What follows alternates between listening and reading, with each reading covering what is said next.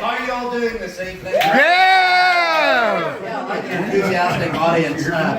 Let me just say, the only thing more exciting than me seeing you all here tonight is you seeing me. Now you may wonder where's that guy from. Well, as Scooter mentioned, I'm actually from Mississippi. By way of Alabama. Just kidding, grew up across the pond in Northern Ireland. So yeah, this is kind of called close-up magic. So get as close as you can. See if you can see what's going on. I'll start off with asking you to ponder a question. Do you know the difference between a man and a boy? I can answer that for you. A man carries his money in a purse like this. So let's see what I've got here in my little pot of gold. I have 6 25-cent quarters. And in fact, these are some of the older quarters in that they have George Washington's head on one side and an eagle on the other. But that eagle means that these coins can fly. I'll show you what I mean. 1, 2, 3 coins in this hand, 3 coins in this hand. Now watch. All I have to do is I squeeze, I toss, and I catch. And just like that. Now I see we have 4 on my right and 2 on my left. We'll try it again. 1, 2, 3, 4 coins in this hand, 2 coins in this hand. Again, I squeeze, I toss, and I catch. And now we see that I have 5 on my right and 1 on my left. We'll try it one more time. 1, 2, 3, 4, 5 coins, just 5 coins. And is it Tanya? Yes. Tanya, take the 5 coins in your right hand, please. Make a fist, turn it over, and I will take the last coin, and if I toss, invisibly it travels through time, space, bone, and flesh. Now, if indeed the magic happened, Tanya had 5 coins. How many should you have now? 6. Count them onto the table. Well, you would have 6, actually. Count them on. What have we got? Oh my God. 1, 2, 3, 4, 5. Yeah!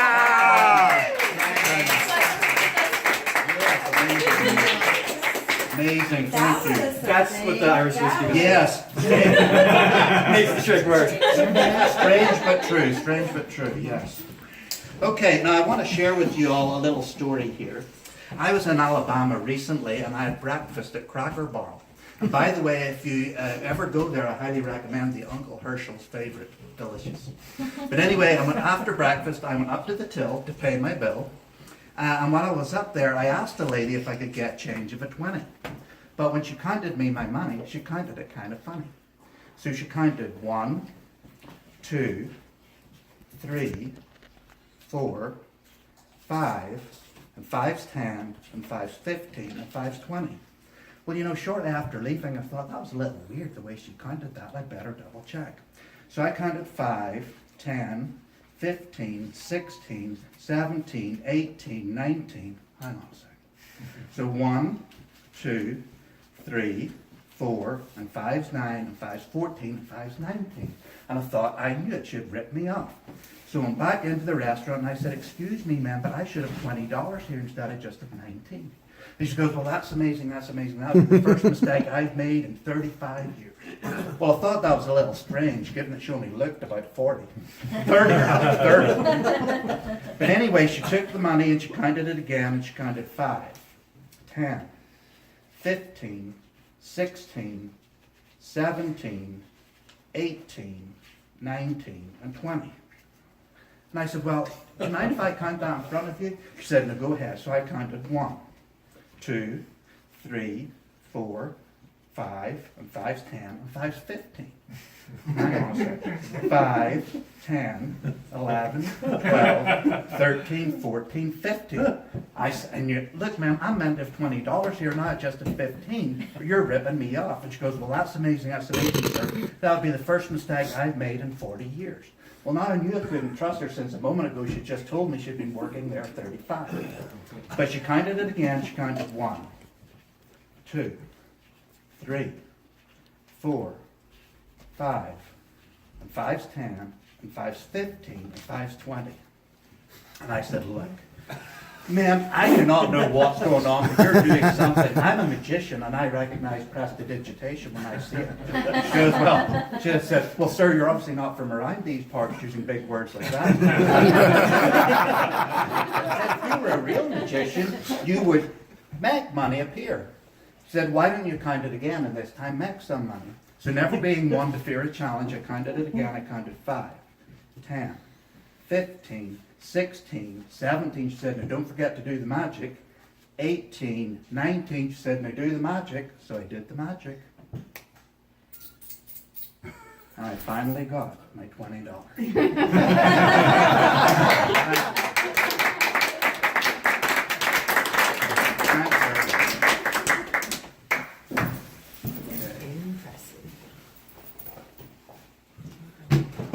Okay, something a little different. Any card players here? Woohoo! Oh, what do you play, Tahoma? I like poker. Oh, poker. Any other cards? What do you play? I play poker, so. Poker. I prefer Snap myself. But anyway, maybe you're not familiar with that game, but yeah, I learned it in kindergarten over across the pond. But when you own a deck of cards, after a while, you will notice that 1 or 2 cards goes missing. Have you ever noticed that? Do you know why that is? That's because every deck of cards has a set of cannibals in it. True. In fact, the cannibals in this deck of cards are the 4 kings. That makes sense. You see, and that's what the K stands for, king or cannibal. You can tell I'm not from here, right? But anyway, now what do cannibals eat? People. People, that's right. Of course, you have to be smaller people, like pygmies, in order for them to properly digest. So the kings eat smaller cards. Give me a number between, say, 1 and 6. 4. 4, okay. So we'll pull out the 4s, and they're going to represent the pygmies in this routine. Let's see, here we go. Very good. Good choice, by the way. So we have the pygmy 4 of diamonds, the pygmy 4 of spades, and the pygmy 4 of clubs. And over here we have the kings, who are going to be the cannibals. So this is how the story goes. The kings form a giant mouth. They're running through the jungle, and they come across the first pygmy that goes, smells like the pygmy 4 of clubs. They flick that pygmy 4 of clubs over, into their mouth it goes, and what do? They chew and they chew and they chew, they roll over on their backs, they rub their bellies, and they burp. And with that burp, the pygmy is completely eaten by the kings. Of course, the kings are still hungry, so next up's going to be the next unfortunate victim, the 4 of spades.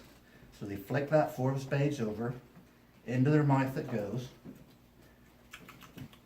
They chew and they chew and they chew, they roll over on their backs, they rub their bellies, and they burp. And with that burp, we see that the next pygmy is completely eaten by the kings. Now, of course, the kings, being the hungry cannibals that they are, they now jump on top of each other in a bid to get to the next unwitting victim, the 4 of diamonds, which they flick over, into their mouth it goes, and what do? They chew and they chew and they chew, they roll over on their backs, they rub their bellies, And they burp. Burp, just like that there. And with that burp, we see that the next pygmy is gone, completely eaten by the kings. So now all the pygmies are gone, eaten by the cannibal kings. But what happens next is the strangest part of all. The kings, they start to cannibalize themselves. Strange but true. So first up is going to be the King of Spades. King of Spades, watch closely. And I always see that the King of Spades is now gone. Next up is going to be the King of Diamonds. You getting a good look there? And the King of Diamonds is now gone. Next, but not least, is King of Hearts. And now we see that the King of Hearts is eaten.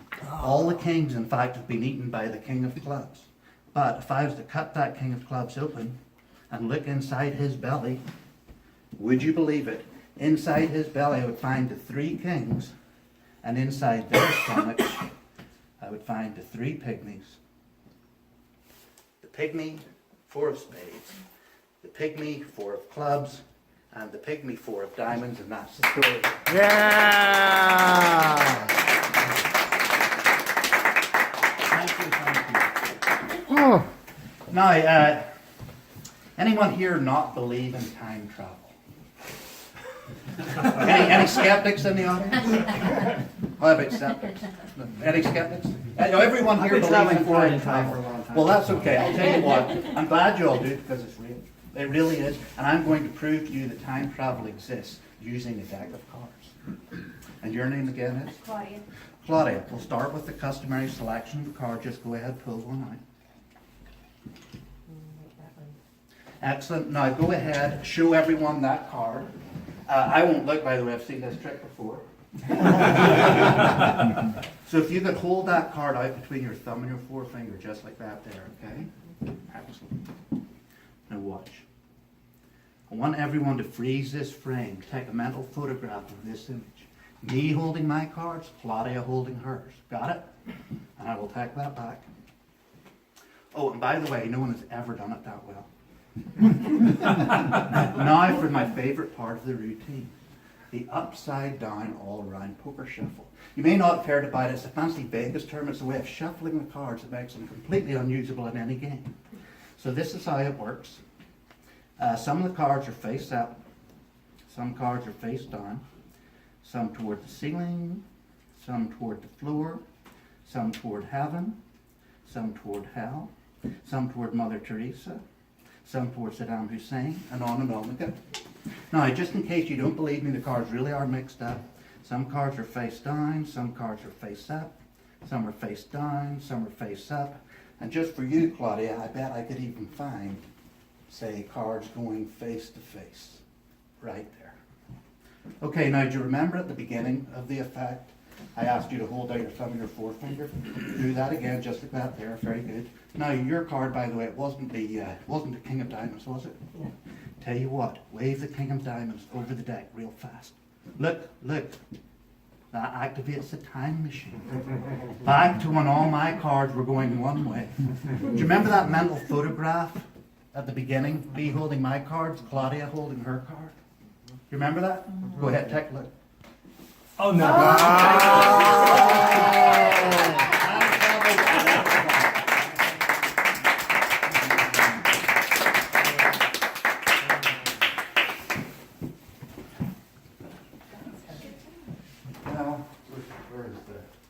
Where's my beard? It disappeared. Right here. Oh, here. Hold my beer. Hey, my magician's assistant, the lovely Sensei Strange back here.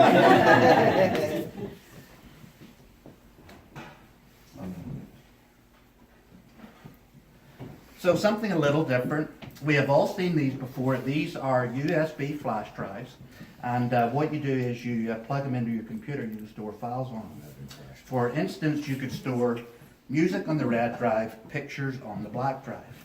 Now, for instance, you could take your pictures with you, and then sometimes, well, I put all my files actually in the black drive, but then when I get home, I'll just transfer them to the red. Of course, sometimes that transfer can become a little problematic, in which case I use some magic to cause the transfer to occur. So I'll tell you what we'll do. We will go ahead and we'll get rid of the black drive. Okay, so that will make it a little easier to follow. Uh-oh, that's a problem. But watch, if I just give it a shake, there's the red drive I was looking for. So if this is the red drive, the black drive must be over here in my pocket. But just so you know, in case this red gigabyte is not big enough for all your files, you can always give the black one a stretch. Thank you,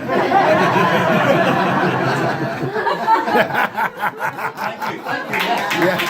Did everyone get that one? Very good. Because it's bigger.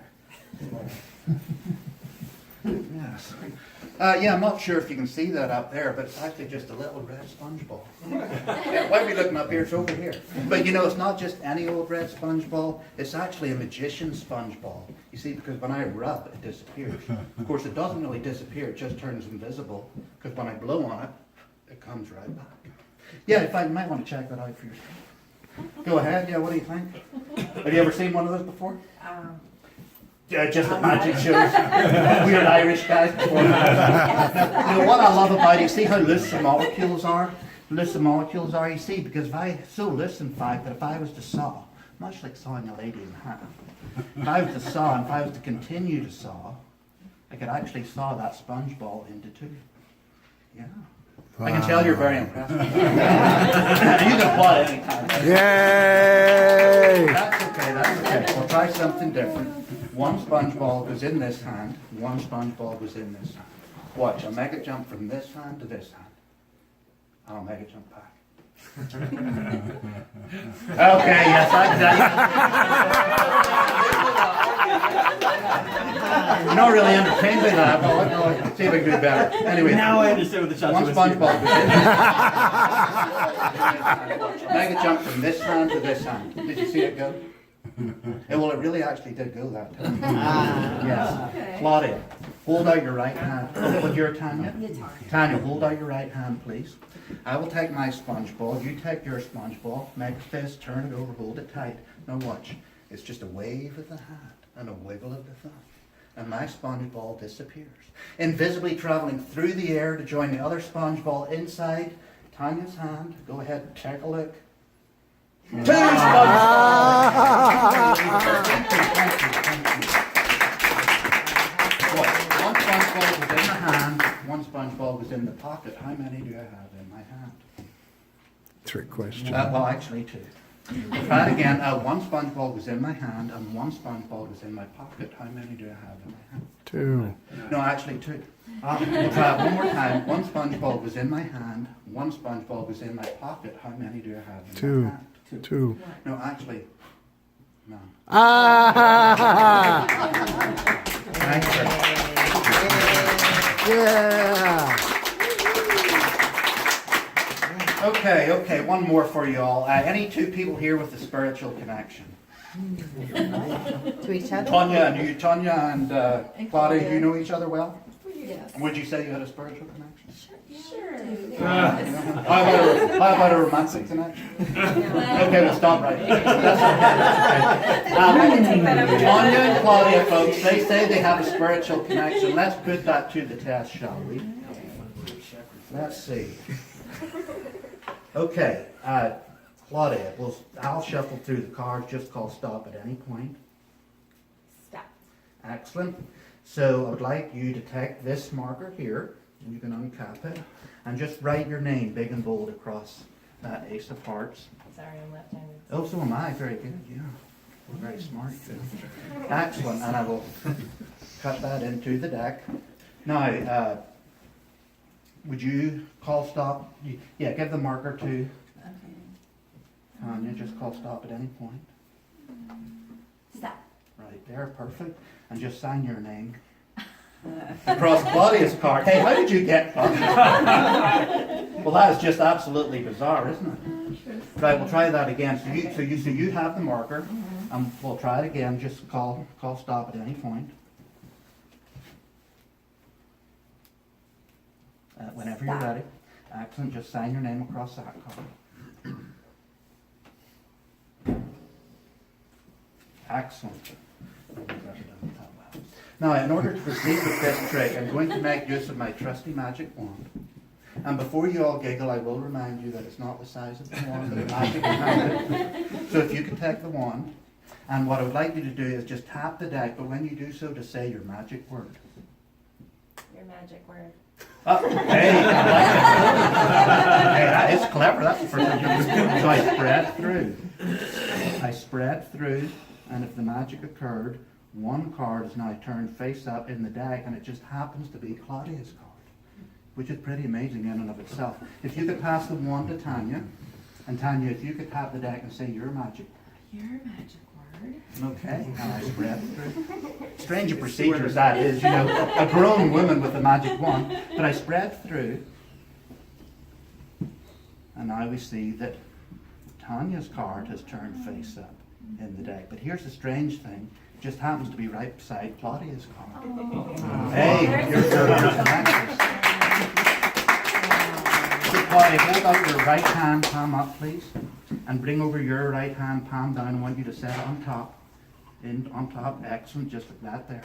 Now, I take the wand. I want you to think of the first time you had that connection. The first time you met that you felt a connection with each other. Got it? Well, you might not want to hear this. I know.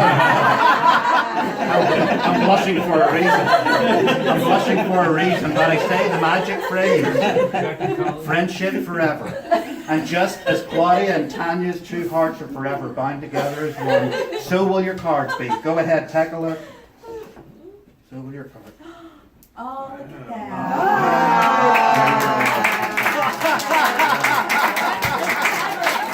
Bye.